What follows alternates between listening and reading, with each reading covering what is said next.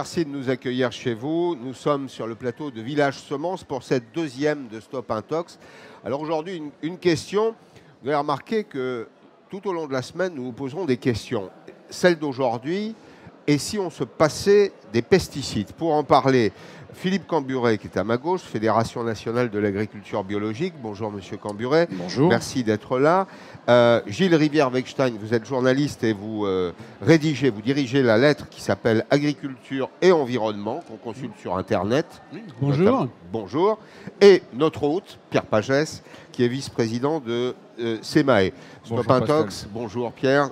Stop Intox, c'est tous les jours cette idée simple qui est de déconstruire les idées reçues, d'aller au fond des choses, ne pas rester à la surface pour se poser des questions. Tiens, j'en ai une pour commencer. À chacun d'entre vous, j'entends cet argument s'agissant des pesticides qu'il serait au fond une solution de facilité pour les agriculteurs. On traite et puis c'est terminé. On laisse les produits agir et l'agriculture se ferait de cette façon-là. Pierre Pagès. Une solution... Une solution de facilité, non, évidemment que non.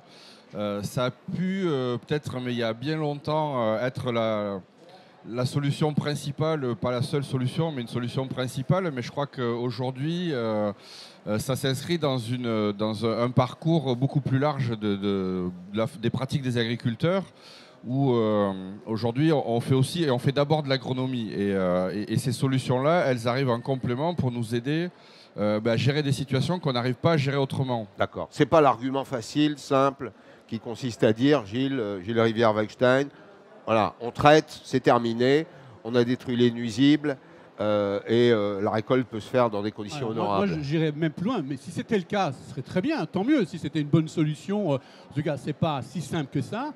Et je dirais que ce n'est pas qu'une question d'être une solution, c'est plutôt un impératif. C'est-à-dire qu'il n'existe pas d'agriculture dans le monde, une agriculture productive qui est capable de faire vivre un agriculteur sans pesticides. Ça n'existe pas. Donc, ce n'est pas une solution, c'est une nécessité. Philippe Camburet, votre avis, Fédération nationale de l'agriculture biologique. Alors souvent, dans le débat public, on a tendance à opposer l'agriculture biologique à l'agriculture conventionnelle. On peut dire que les deux peuvent vivre, et c'est d'ailleurs souvent le cas en France. Vous utilisez vous-même des produits pour traiter les récoltes? Alors, j'en utilise pas. Je suis en agriculture biologique depuis 25 ans et j'en ai jamais utilisé. Quelle est votre production à vous? Alors, je produis des grandes cultures, donc des céréales, des protéagineux notamment. Donc, une filière où d'habitude, on en utilise assez couramment. D'accord. Donc, vous vendez votre production S-qualité. Oui. C'est une production qui s'achète à un prix supérieur, j'imagine? Oui, bien sûr. Donc ce prix il est supérieur et ça montre bien que le système est viable, économiquement aussi pour la ferme, puisque ça dure depuis 25 ans et on est bientôt 60 000 fermes en France à travailler sans les pesticides. Donc aujourd'hui, la remise en question du modèle, je pense qu'elle doit être mise de côté, justement, parce qu'on a bien fait la preuve aujourd'hui qu'il est possible de travailler, de produire de l'alimentation sans pesticides. Et en plus, non seulement ça ne coûte pas en pesticides, mais ça coûte moins cher en dépollution d'eau, ça coûte moins cher pour compenser tous les effets néfastes des pesticides. Donc la cohabitation, qu'elle existe très bien, mais en tout cas qu'on ne renie pas peut-être une piste de solution qui fait ses preuves aujourd'hui. Pour que je comprenne bien, votre exploitation, c'est combien d'hectares? Alors c'est environ 200 hectares. 200 hectares. Que j'exploite avec mon frère. Vous êtes dans quelle région? En Bourgogne-Franche-Comté. En Bourgogne-Franche-Comté. La grande culture, c'est le blé, l'orge? Alors, en agriculture conventionnelle, c'est oui, blé orge essentiellement, avec du colza. Et pour nous, sur notre ferme, c'est plus d'une douzaine de cultures, évidemment, parce que la rotation des cultures... Ça fait partie du modèle. Évidemment, c'est une des clés capitales pour justement se passer des pesticides. Alors, le bio décroît en termes de consommation. C'est corrélé, évidemment, à la crise économique, aux problématiques de pouvoir d'achat. Les ménages se posent des questions sur leur capacité d'abord à contribuer à leurs achats alimentaires, recherchent peut-être des économies. Est-ce que ce marché-là du bio est resté stable au cours de l'année qui vient de s'écouler? Et quelles sont les réponses que vous pouvez apporter en termes de prix, notamment? Alors, Il faut d'abord regarder un petit peu en arrière. On vient de vivre 2-3 années vraiment très particulières sur les habitudes alimentaires, du confinement, du déconfinement, des habitudes qui ont été complètement bouleversées. Donc on a eu une très forte demande de produits bio pendant les confinements et ensuite une chute aussi rapide pour revenir à des niveaux de l'année précédente. Donc tout ça, ça déstabilise beaucoup les choses. Ce qu'on constate aujourd'hui, c'est qu'on a des inflations sur les produits alimentaires jusqu'à 10-15%. C'est 12% en moyenne. Voilà. Et ce qui fait baisser la consommation. Mais en tout cas, en bio, ce qui est sûr, c'est qu'on a très peu d'inflation.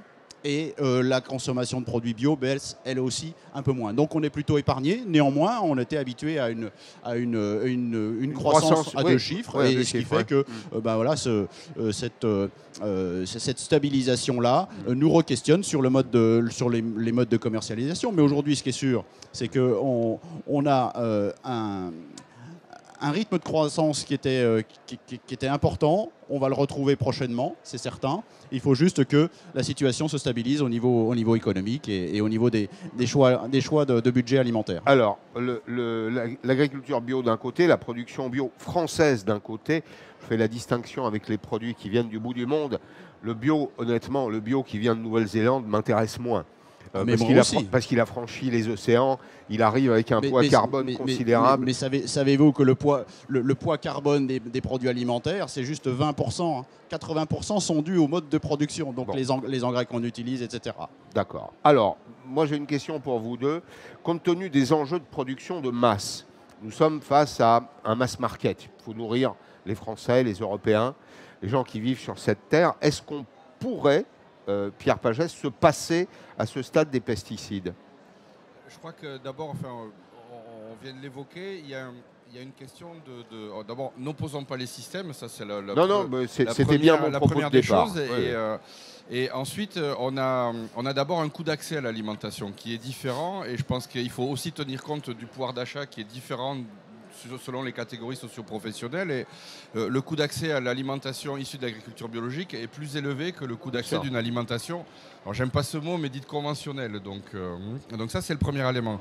Il y a une question de quantité aussi. On voit bien... quantité de production. De quantité de production. Ouais. Et on l'a bien vu l'année dernière, donc il y a un an, c'est le début de la guerre en Ukraine, où on a eu des questions de fond sur la capacité à produire une alimentation suffisante en quantité. Et on sait bien que, sans vouloir opposer les modèles, encore une fois, on a quand même... L'agriculture conventionnelle permet de produire et de mettre en place des volumes de production qui sont supérieurs. Et on a besoin de ces volumes-là, on a besoin d'alimenter le marché du bio pour les consommateurs qui le souhaitent, mais on a aussi besoin d'assurer la sécurité alimentaire globale. Et ça, c'est aussi par une agriculture performante, une agriculture productive, en fait, qu'on permettra de le faire. Mais ça ne veut pas dire que cette agriculture-là ne doit pas se préoccuper aussi des enjeux environnementaux, notamment du réchauffement climatique.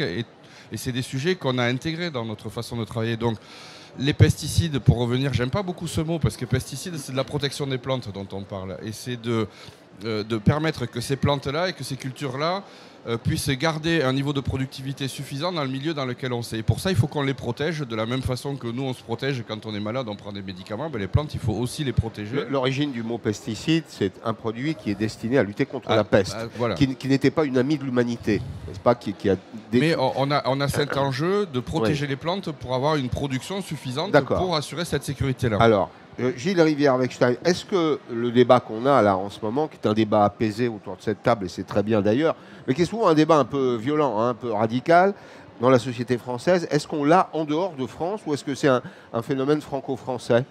Non, il est plus apaisé dans les autres pays. Simplement, je voudrais juste revenir sur quelque chose. L'IFOAM, qui est l'organisation européenne pour les acteurs du bio, vient de sortir une étude comparative entre tous les produits, tous les pesticides utilisés en bio et tous les pesticides qui sont utilisés en dehors du bio. Ouais. IFOAM. Ouais. Et en fait, donc ça veut bien dire, si vous voulez, comme il compare ces deux types de pesticides, ça veut bien dire que le bio utilise aussi des pesticides. Pas les mêmes alors. Pas les mêmes.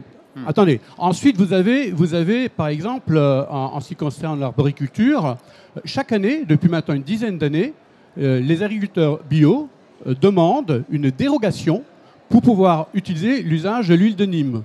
qui est une substance, qui est un pesticide. Alors la différence, c'est que ça, c'est pas des pesticides de synthèse. C'est ça. Ce sont des pesticides, mais qui ne sont pas de synthèse. Naturels. Bien entendu, tous les agriculteurs ne vont pas utiliser systématiquement tous ces pesticides-là, mais si vous voulez, il est clair qu'aujourd'hui, prétendre qu'il y ait une agriculture qui serait l'agriculture conventionnelle, qui utiliserait des pesticides, et puis une agriculture bio qui n'en utiliserait pas, c'est pas tout à fait... C'est inexact. C'est inexact. Alors peut-être qu'il y a quelques cas particuliers, comme notre invité là, qui effectivement n'utilise pas de pesticides, c'est possible. Mais de manière générale, si l'Institut technique d'agriculture biologique demande chaque année des dérogations pour des produits, c'est bien parce que ces produits sont nécessaires. Philippe Camburet. Alors, je ne sais pas à quel titre vous parlez là, mais effectivement, vous parlez de l'huile de NEM.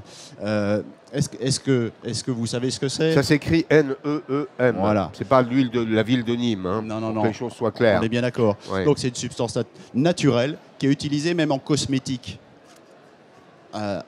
C'est une substance naturelle moi je pourrais utiliser, vous pourriez utiliser du vinaigre pour désherber mais qui est vos allées par exemple. Perturbateur endocrinien. Non, justement, sont autorisés en bio que des substances qui sont aujourd'hui exemptes de tout soupçon, évidemment. Donc ne mettons pas ces produits, ces préparations naturelles-là dans un pot commun où on mettrait les produits qui sont issus des travaux de laboratoire de dizaines d'années. Il faut bien faire la distinction. Et je voudrais surtout revenir sur la question de l'enjeu alimentaire. Vous avez abordé il y a un enjeu de quantité, dit Pierre Pagès, mais on ne peut pas l'ignorer. C'est ça l'essentiel. Oui. L'enjeu de quantité, il faut bien porter un regard critique là-dessus. Aujourd'hui, on est excédentaire en production alimentaire au niveau européen, il faut se le dire. On est en surproduction depuis des dizaines d'années aujourd'hui. On a fait accroître beaucoup les rendements. La population, elle, n'a pas augmenté autant. Donc on est en surproduction.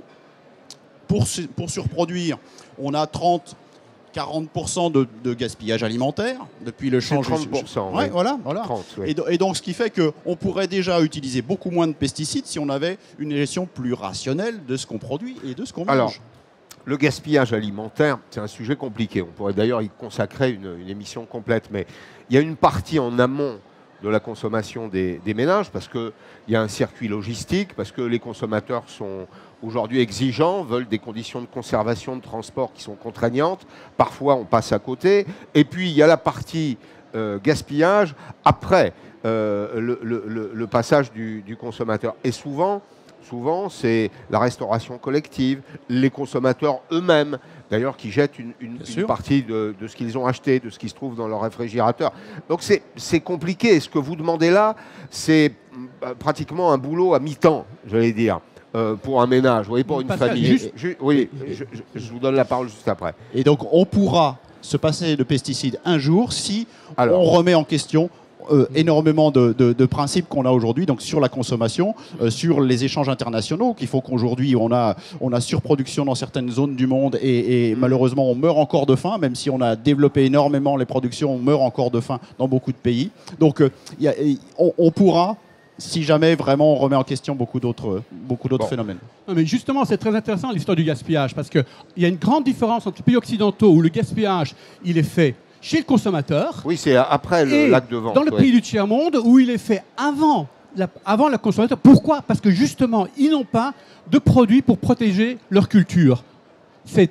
Donc là, on voit tout à fait que la question des pesticides, c'est pas simplement pour pouvoir tuer les mauvaises herbes, c'est aussi pour pouvoir garantir, par exemple, qu'une poire ou qu'une pomme ne pourrit pas trop vite, par exemple. Voyez. Et là aussi, le bio, une des raisons pour laquelle il y a un problème aussi de rentabilité dans le bio, c'est que vous avez des produits qui sont beaucoup, beaucoup plus fragiles et qui donc, il y a beaucoup plus... c'est intégré dans le prix, ça. Et il y a beaucoup plus de gaspillage. Et il y a beaucoup plus de gaspillage. Des produits frais bio ne restaient pas aussi longtemps dans les magasins que les produits conventionnels parce que justement, ils pourrissent beaucoup plus vite. Pierre Pagès. Moi, je voudrais revenir sur cette notion de suffisance de production et de quantité au niveau européen. Ce qu'il faut savoir, c'est que l'Europe importe chaque année 20 millions de tonnes de maïs, entre 15 et 20 millions de tonnes de maïs. Donc, on est très très loin d'être autosuffisant aujourd'hui en maïs sur l'Union européenne. Et ça, c'est des quantités qui rentrent en provenance Ukraine. Donc maintenant, avec un problème d'approvisionnement. avec des conditions de production aussi qui sont très différentes des nôtres. Aujourd'hui, on se dit qu'il faut diminuer les pesticides, il faut diminuer cette empreinte-là. Oui, c'est pas ce que font les agriculteurs. Je peux vous dire que les Ukrainiens, ils ne sont pas dans ces schémas-là. Enfin, ils n'étaient pas dans ces schémas-là jusqu'à il y a un an. Et l'autre provenance, c'est le Mexique. Donc le Mexique, c'est aussi des conditions de production qui sont très différentes des nôtres. Donc on est quand même dans une approche à géométrie très variable où on se dit, nous, agriculteurs européens, on va s'interdire un tas de choses au nom de la préservation de l'environnement, qui est un enjeu nécessaire. Ça, je suis bien d'accord, mais le consommateur sait ou pas que ce qu'il va utiliser au quotidien, c'est des productions qui viennent d'ailleurs et qui sont très très loin des conditions de production qu'on s'est imposées nous. Donc ça, c'est le premier élément. Le deuxième... tout serait facile si l'Europe était un marché complètement fermé, en fait, où on raisonne au niveau européen et on ne se préoccupe surtout pas de ce qui se passe autour. L'Ukraine nous a montré de façon assez brutale qu'il y a des quantités de céréales, notamment, qui sont sorties du marché. Et ça n'a pas posé de problème pour nous, Européens, ça c'est sûr, on ne l'a même pas senti. Les prix ont monté, ça bien sûr, ça on s'en est rendu compte, on l'a vu, l'inflation, mais on n'a pas eu de problème de quantité. Si vous allez discuter de ça avec les Libanais, avec les Algériens, avec les Tunisiens, tout le bassin méditerranéen, ils ont une approche qui est sensiblement différente. Le Liban, l'origine des céréales du Liban, 100% Ukraine. Donc le marché s'est arrêté. Et on fait comment? On leur explique quoi aux Libanais? On n'a pas, nous l'Europe, non, vous vous débrouillez, on n'a pas les quantités pour approvisionner votre marché. C'est ça qu'on veut? De mémoire, 36 millions de tonnes par an de blé tendre, notamment. Ça sert à planifier essentiellement. On en exportait historiquement entre 5 et 6 millions de tonnes vers le Maghreb. Alors, ça sera plus compliqué cette année, d'abord parce qu'on a une récolte qui est moins abondante, ensuite parce qu'on a des besoins auxquels il faut répondre. Aujourd'hui, on n'a plus de blé ukrainien et les marchés ont changé de géographie. Là, il y a quand même, la souveraineté, c'est essentiel. On voit bien la guerre en Ukraine, elle nous a montré qu'on ne peut pas être dépendant des autres pour remplir notre assiette, non? Justement non. On oublie que la France, comme beaucoup d'autres pays, est une plaque tournante de denrées alimentaires. On parle de ce qu'on importe, mais on oublie ce qu'on exporte. La logique veut qu'on raisonne en solde. Le solde entre ce qu'on a importé et ce qu'on a exporté. Or, aujourd'hui, on a une agriculture qui veut exporter partout. On veut tout exporter partout. On veut être les meilleurs du monde. Et donc, de ce fait, en échange, dans les accords internationaux de commerce, il faut accepter d'importer. Donc, ce qui fait qu'aujourd'hui, dans nos cantines scolaires, on retrouve du poulet importé de l'autre bout du monde. C'était le sujet d'hier. Eh ben, ça tombe on a bien. épuisé le sujet de la volaille hier. Donc on est obligé d'importer pour avoir le droit d'exporter. Est-ce que vous trouvez ça logique? Et est-ce que vous trouvez logique que ça nous pousse à utiliser toujours plus de pesticides? Alors hier, on a dit en substance qu'il ne fallait pas accabler la filière des volailles françaises. Il y a bien d'autres exemples, évidemment. Oui, il y a d'autres exemples. Il y a les tomates, notamment, vers le Maroc. Hein. On importe des tomates, on exporte des céréales. Juste une question, peut-être qu'il y a une question que vous allez juger un peu idiote, mais quel est l'état de la science dans ce domaine? Moi, j'aime bien quand on a un débat autour de ces questions-là, j'aime bien qu'on recueille le point de vue des agences scientifiques, des scientifiques eux-mêmes. Quel est l'état de la science? Est-ce que c'est dangereux, les pesticides? Alors, je ne vais pas répondre à la question si c'est dangereux ou pas. J'ose espérer que les produits qu'on a la capacité à utiliser aujourd'hui, avec tout le travail qui est fait en amont et toute la prudence qui a été prise jusqu'à maintenant, si on continue à les utiliser, c'est que le risque, il est quand même très, très, très limité. Mais ce que je voudrais dire là, et c'est de mon point de vue, ce qui est important en termes de science, c'est on est dans la maison des semenciers ici, on est à Sémaé. Et il y a une alternative qui est possible, et aujourd'hui c'est un axe fort de la filière semence française, c'est donner la capacité ou se donner les moyens en matière de recherche à créer des variétés qui s'adaptent mieux au milieu. C'est de la génétique. Là, et ça veut dire quoi, être mieux adapté au milieu? Ça veut dire avoir une efficience supérieure, si on parle de l'eau par exemple, avoir une meilleure utilisation de l'eau, et que ces semences-là et ces variétés-là utilisent mieux l'eau, mais c'est aussi apporter des résistances en fait. Quand on parle de champignons, quand on parle d'insectes, et je ne parle pas d'OGM, c'est pas du tout le sujet, mais aujourd'hui, grâce à la génétique, on a la capacité à amener des variétés qui ont des résistances et qui nous permettent de ne plus utiliser de pesticides parce que ces variétés-là, on a réussi à les adapter au milieu. Je voudrais comprendre, on les adapte, on les modifie, mais vous me dites que ce n'est pas de la génétique. C'est par la sélection. C'est par la sélection conventionnelle où qui est un effet accélérateur. On parle beaucoup de nouvelles technologies de sélection. Et ces technologies-là doivent nous permettre d'accélérer ce processus-là. Encore une fois, on ne parle pas d'OGM, on ne parle pas de transgénèse, ce n'est pas des gènes qu'on va chercher à l'extérieur. Donc ça, c'est un élément important. La seule chose, c'est que le pas de temps, on est sur des cycles longs sur les semences. Et donc, on ne peut pas demander aux agriculteurs d'abandonner des techniques sans avoir de solutions alternatives. Et les semences en seront une, mais on a besoin de temps pour faire ça, on a besoin de temps d'adaptation. Gilles Rivière. Moi, je vais vous répondre clairement. Bien sûr que les pesticides sont dangereux. Il y a plein de choses dans la vie qui sont dangereuses. Le problème n'est pas que ce soit dangereux ou pas dangereux. Le problème, c'est quel est le risque pour le consommateur, quel est le risque pour l'agriculteur. Mais tout produit, par définition, c'est un produit actif. Mais enfin, il n'y a pas d'ailleurs les produits bio, les pesticides qui sont utilisés en bio, ils ont aussi une toxicologie, une toxicité. S'ils n'y avaient pas d'effet, si vous voulez, ce serait pas on les utiliserait pas. Donc effectivement, le problème n'est pas le danger. Votre voiture, c'est dangereux. Une échelle, c'est dangereux. Enfin, il y a plein de choses qui sont dangereuses. Pourquoi est-ce qu'il faudrait faire la guerre au danger ? Je n'ai pas de voiture. La question, si vous voulez, c'est quel est le risque ? Le risque pour le consommateur. Or, ce qu'on sait aujourd'hui, c'est que pour le consommateur, manger uniquement de la nourriture bio ne va pas vous prolonger votre espérance de vie d'une seconde. Mais est-ce que c'est ce qu'on recherche d'ailleurs ? Donc, attendez, ça c'est une vraie question. Est-ce que c'est ce qu'on recherche ? Et je me tourne vers vous, Philippe Camburet. Est-ce qu'il n'y a pas au fond un malentendu dans l'esprit des consommateurs qui ont pu penser que bio, c'était nécessairement naturel, ça c'est le cas, mais que c'était très différent, par exemple, en termes de goût. Est-ce que tous les consommateurs perçoivent parfaitement les avantages du bio ? J'achète aussi des produits bio, je ne les trouve pas meilleurs que les autres.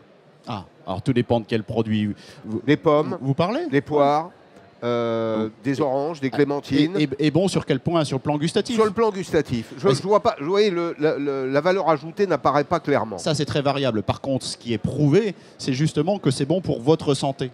Clairement, les statistiques montrent que vous aurez moins de risques d'avoir certains cancers, c'est clair. Et pour nous, agriculteurs aussi, on est deux agriculteurs sur le plateau, on peut en témoigner. La recherche qui est menée sur la nocivité pour les agriculteurs, elle montre qu'on risque moins de cancer. Et deuxième point, ce qui compte surtout, c'est l'effet cocktail. Aujourd'hui, la recherche, elle ne s'intéresse pas du tout à l'effet cocktail. C'est-à-dire, il faut expliquer ce que c'est. C'est-à-dire que quand vous menez des études sur un produit spécifique un par un, vous constatez qu'effectivement, ils peuvent ne pas être dangereux jusqu'à une certaine dose. Le problème, c'est que quand on les multiplie, et on sait qu'on en ingère des quantités énormes entre tout ce qu'on mange, parce que c'est transformé, ça vient de tas d'endroits, et c'est cet effet cocktail-là. Quand on va multiplier et quand on va additionner l'effet des différents produits, là, on n'a aucune donnée. Mais je prolonge la réflexion de Gilles, juste une seconde. Est-ce que vivre, au fond, c'est pas dangereux ? Parce que, oui, on vit dans une ville, on respire des particules fines, on boit de l'eau du robinet qui est pas nécessairement, alors qu'en France, elle est parmi les plus pures. On prend le risque de traverser la rue, on prend le risque d'aller travailler. Est-ce qu'il n'y a pas une confusion entre le danger et le risque ?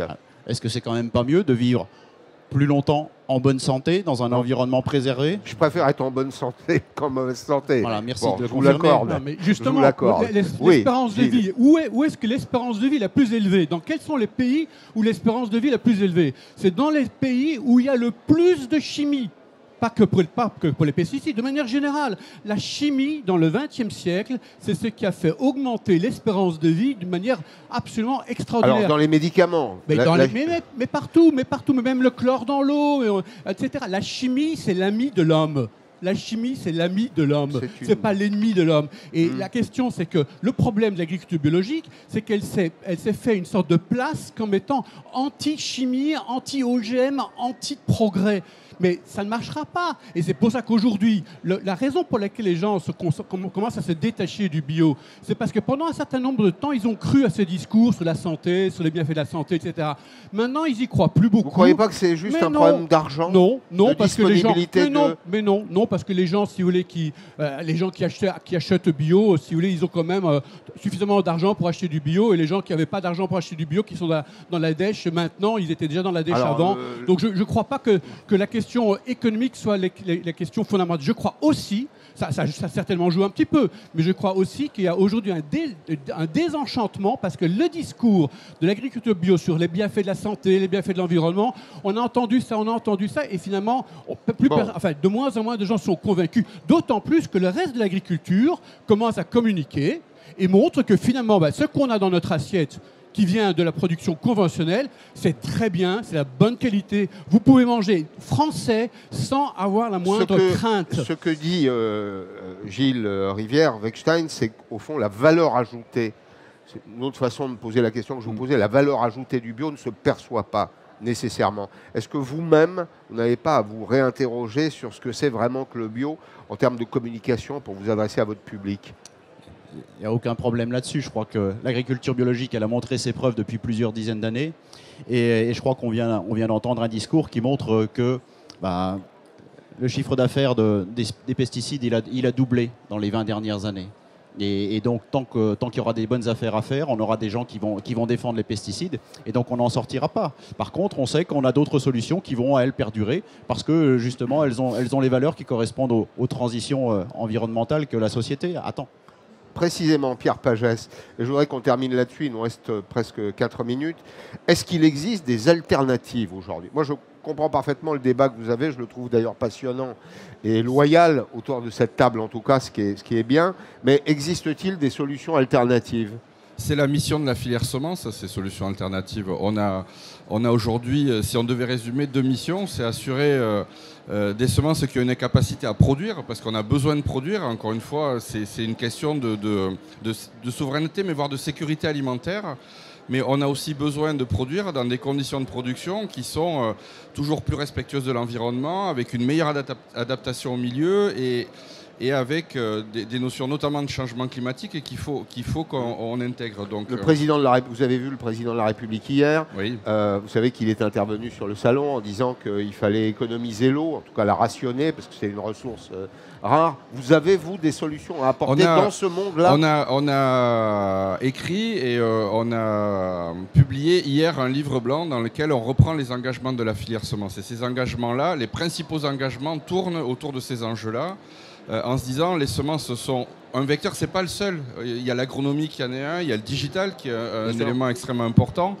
Mais les semences sont aujourd'hui un vecteur d'adaptation de l'agriculture et de transformation de l'agriculture vers ces enjeux-là. Et effectivement, la chimie, elle est essentielle aujourd'hui à la production agricole telle qu'on la connaît, mais la génétique peut substituer un certain nombre d'éléments par rapport à la chimie. Encore une fois, grâce à l'adaptation des variétés au milieu, la résistance à des bioagresseurs, c'est un élément majeur, mais aussi sur l'efficience de l'eau, de l'utilisation de l'eau par les plantes, sur l'efficience de l'utilisation de l'azote par les plantes. Enfin, on a tous ces enjeux-là qui ont été intégrés par la filière et qui sont aujourd'hui le guide de la sélection, en fait, et de la création variétale. Je vois que vous voulez réagir. Oui, je voulais réagir justement sur les alternatives. Bon, alors, que l'on nie ce que fait l'agriculture biologique aujourd'hui, admettons, je vais quand même rappeler qu'on sait produire des betteraves sucrières bio sans néonicotinoïdes en France. Et justement, si on prend juste cet exemple-là, qui a décrié défrayé la chronique récemment, on sait très bien que les alternatives existent. Elles demandent justement des efforts en matière de recherche. L'INRAE, en France, qui je pense est indiscutable sur ce plan-là, les a construites, les a testées et les a mises au point. Donc aujourd'hui, c'est possible. Et c'est possible même sans être en bio. 40 solutions proposées sur le marché. À ce stade, il y en a 2 qui sont en phase d'expérimentation. Mais on n'a pas d'alternative réelle dans la culture de la betterave. Alors, on ne peut pas dire le contraire. Là-dessus, précisément, l'INRAE nous dit 40 produits de substitution utilisés. Ouais. Pour le moment, aucun n'est efficace. 2 le seront, je l'espère. Ouais. Mais on n'a pas de résultat. Parce que est-ce que mes betteraves bio, elles ont reçu des néonicotinoïdes? Est-ce que pour autant, ce ne sont pas des produits dignes d'être consommés? Sûr. Non, mais personne ne dit le contraire, ça. Oui. Écoutez, soyons clairs. Les surfaces bio, les surfaces en betterave, aujourd'hui, culture de betterave, 400 000 hectares, ok, en conventionnel. En bio, il y a moins de 1000 hectares en agriculture biologique en France. Si c'était si facile que ça, vous imaginez bien que le ratio ne sert pas d'hôtel. Maintenant, juste une petite... On n'a pas tout à fait le temps et je voudrais parce que Pierre Pagès, vous souhaitez intervenir. Mais je voudrais revenir sur... pour illustrer qu'on n'est vraiment pas sur notre filière semence dans l'opposition des modèles. Quand je parle de travail ou de travaux qui sont portés par la filière et par les entreprises semencières pour l'adaptation des variétés au milieu, c'est vrai pour l'agriculture en général, et quand on parle de variétés qui sont mieux adaptées au milieu, qui gardent une capacité productive, ça intéresse l'agriculture conventionnelle, mais ça intéresse l'agriculture biologique de la même façon. Et à tel point, enfin, j'en veux pour preuve qu'on a mis en place, ça fait partie du livre blanc et des engagements de la filière de travailler aussi pour l'autosuffisance en matière de génétique et de variété pour l'agriculture biologique. On a un groupe de travail, une commission agriculture biologique dans l'interprofession, dans SEMAE. Donc tout ça pour dire que ces enjeux-là, ils sont vraiment partagés par la filière, mais de façon large et de façon très ouverte. Merci à tous les trois. C'est agréable d'avoir un débat sur ces questions dans lequel les gens s'écoutent. Pour mener de temps en temps ce type de débat à la télévision, merci à vous.